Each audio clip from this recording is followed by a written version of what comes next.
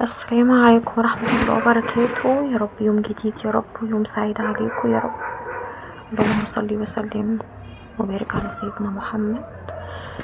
هنا النهاردة صلوا على النبي يا جماعة في الكومنتات. هنا النهاردة هنعمل محشي ده كروم. تمام، كرومباية الخضرة الحلوة دي، انا بحب الكروم بيكون اخضر مش ابيض. وهنا عندنا البطة الحلوة دي جميلة بصراحة، حماتي الله يبارك لها يا رب ويطول في عمرها. بتجيب بط كده عشان كل سنة وانتم طيبين قبل رمضان، فافتكرتني يعني.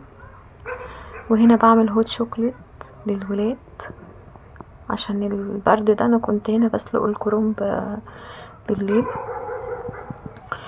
اهو زي ما انتم شايفين كده هسلق الكرنبة دي. كرنبة ما شاء الله كبيرة. بحب الورق الاخضر بصراحة بتاع الكرنب، ما بحبش الابيض لان الورق الاخضر بيبقى طعمه احلى من الابيض يعني، فدايما اختار الكرنبة اللي فيها ورق اخضر. اللهم صل وسلم على سيدنا محمد. يا رب صلوا على النبي يا جماعة، وما تنسونيش في اللايك وكومنت حلو. واللي مش مشترك في القناة يدعمني ويشترك يا رب، ولكم كل النجاح والتوفيق يا رب، اللهم امين. وهنا بسلق الكرنباية، وعايزة اقول حاجة، عايزة اشكر في كام حد كتب لي تعليق كده على كام فيديو، عايزة اقول له شكرا شكرا شكرا. في كام قناة كده عايزة اقول لهم شكرا شكرا شكرا شكرا على دعمكم.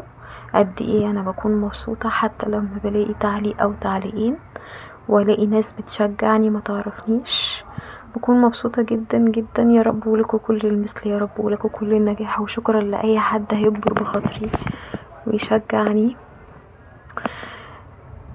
اكتر حاجة ببقى مبسوطة لما تلاقي حد وتدعمه، لما تدعم غيرك يعني.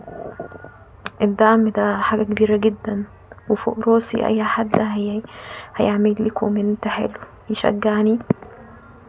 ويا رب لكم كل النجاح والتوفيق يا رب.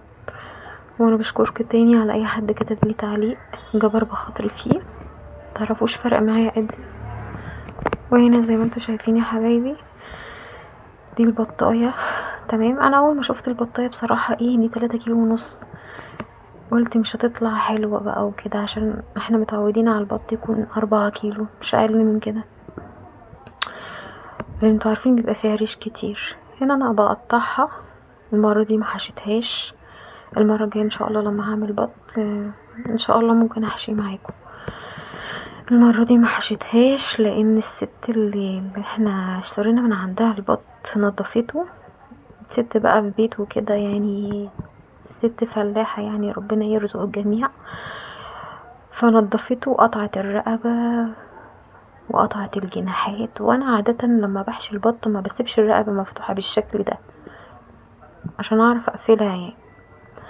بس فانا قلت اقطعها بقى، وقلت الفريك هعمل معاكم مع البطة دي ان شاء الله المحشي ده. الخلطة كانت عندي عاملاها، مش مصوره لكم الخلطة، بس الخلطة انا في فيديو تاني عاملة فيه محشي، مصورة خلطة المحشي بكل تفاصيلها للي عايز يشوف خلطة المحشي. الفيديو ده انا بس مصورة فيه البط، وهعمل لكم فريك بالشوربة، وهعمل لكم ملوخية ناشفة بطريقة الصعايدة بقى. بس كانت جامدة، بس روعة بجد يعني. وهنا على فكرة انا بغسل البط من بدري، بس انا ما بحبش اطول عليكم في الفيديو عشان ما تزهقوش. وزي ما انتوا شايفين كده البطة ما شاء الله، البطة طلعت حلوة بصراحة، والشوربة مش قادرة اقول لكم طلعت دسمة قد ايه. اللهم صل على سيدنا محمد يا رب. وعايزة اقول لكم شكرا لاي حد تاني بيتفرج عليا وبيدعمني. انا طموحي بصراحة ان انا انجح في القناة دي، نفسي ربنا يوفقني يا رب يا رب يا رب. انا معايا بكالوريوس خدمة اجتماعية وما بشتغلش لان جوزي مش موافق بحاجة زي كده، وعندي طموح بصراحة ان انا اشتغل واسعى على نفسي زي اي حد عنده طموح. فالقناة دي فتحتها، نفسي بصراحة انجح اكتر حاجة وفكرة الشغل من البيت يا جماعة مش عيب، والله والله ولا الشغل عيب طالما انتي عارفة توفقي بين بيتك وبين ولادك وبين جوزك. انا بشكر اي راجل بيدعم مراته، والله العظيم بشكر اي راجل فعلا بيدعم مراته ويرفع من نفسيتها ويخليها تشتغل لو هي مش مقصرة في البيت ولا في حق ولادها، وبيديها حريتها.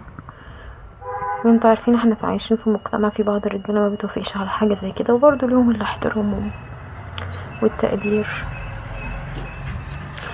فاحنا بنحاول يعني الواحد يحقق طموحه، وربنا يا رب يصلح حالنا جميعا يا حبايبي، يا رب يا رب يا رب، ويحقق لكل واحد حلمه يا رب يا رب، اللهم امين. وطالما الانسان بيشتغل يا رب، بيشتغل من البيت وبيعمل حاجه محترمه، ده ما يعيبهوش. الحمد لله على اي حاجه، والحمد لله الحمد لله على الستر والصحة يا رب من عندك. هنا انا غسلت البطة زي ما انتوا شايفين كده وبوريها لكم. قطعت الصدر على 2 ووركين زي ما انتوا شايفين، وهنا في جناح بقى والحاجات بتاعته، جناحين ورقبة غسلتهم. اللهم صل وسلم على سيدنا محمد. صلوا على النبي يا جماعة. صلاة النبي بتوسع رزقنا وبتزود البركة وبتسهل لنا اي حاجة صعبة علينا في حياتنا، ودي حاجة والله العظيم انا مجرباها. لما بيكون عندي مشكلة ولا حاجة وبصلي على النبي كتير، ربنا بيسهلها والله بطريقة مش متخيلين. هنا هو البط زي ما انتوا شايفين اتغسل تماما وزي الفل. وهننزل بقى، هنا عندنا المية، حاطين ورق لوري وحبهان وبصلاية. هننزل بقى بالبط زي ما انتوا شايفين.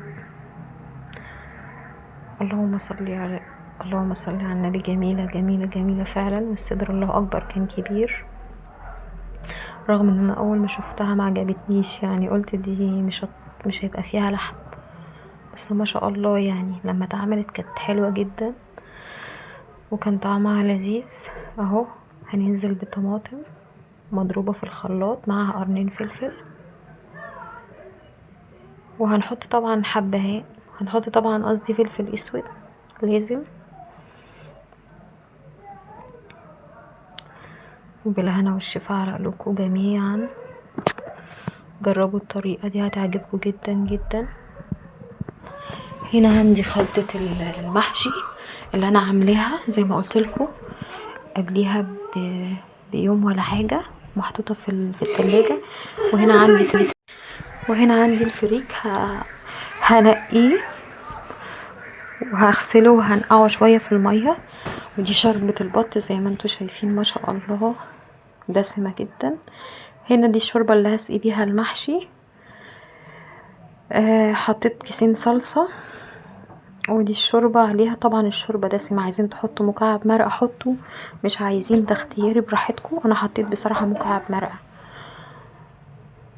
طبعا بصراحة الشوربة جميلة جدا جدا جدا. كنت عايزة اقول لكم ان الفريك لازم يتنقع ساعة عشان الفريك بياخد سوا شوية، وده فريك بلدي اهو زي ما شايفين. انا هنا سقيت الشوربة وهغطي على المحشي وهسيبه يستوي. الفريك يا جماعة لازم يتساب ساعة ويكون مغسول ومنقوع. اهو هنا حطيت معلقة سمنة، هنزل بمعلقة سمنة اهو وهقلب فيها الفريك، وهحط شوية فلفل اسود.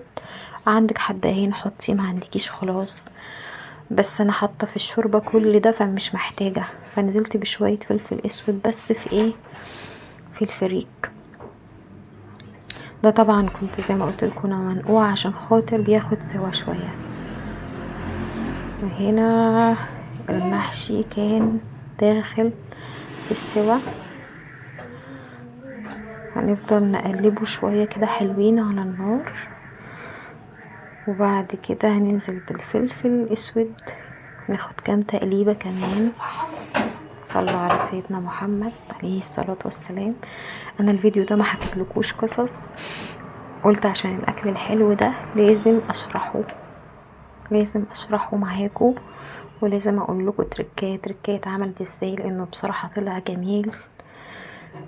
جربوه بالطريقة دي ان شاء الله هينول اعجابكم. وهنا هنزل بالشوربة بقى بتاعت الفريك. عايزه اقول لكم ان الفريك بياخد شوربه، والله العظيم الفريك بياخد شوربه. يعني انا الشوربه اللي انا حطيتها معاكم دي بعد ما اتشربت شويه، يعني رحت مزوده بكوبايه ميه. طبعا عندنا الشوربه دسمه، يعني انتوا عارفين شوربه البط بصراحه لا يعلى عليها. هنا البوتاجاز ما شاء الله اتبهدل، بس مفيش مشكله، احنا مكملين بالاكل العسل ده. وهنا عندنا ملوخيه ناشفه. الملوخية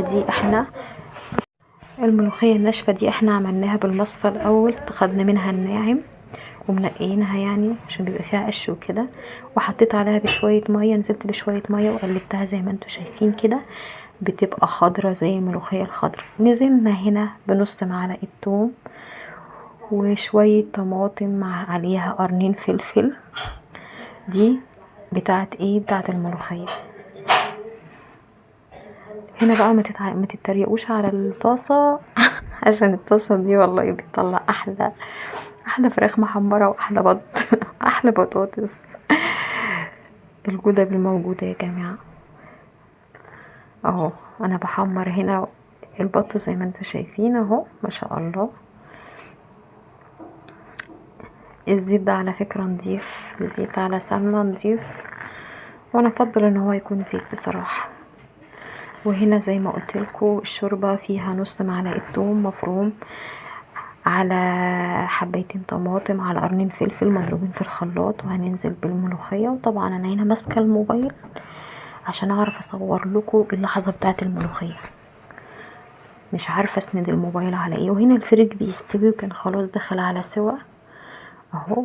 الملوخية طبعا لما هتجيب الملوخية بعد ما هتعملوها بالمصفى الناشفة دي، بتجيبوها من عند العطار، اعملوها بالطريقة دي، لازم تحطوا لها طماطم. اوكي، المهم لما هتجيبوا الملوخية لازم تنزلوا عليها بشوية مية وتقلبوها قبل ما تعملوها، شوية مية شوية شوربة باردة وتقلبوها، هتبقى زي الخضرة بالظبط، يبقى طعمها زي الخضرة.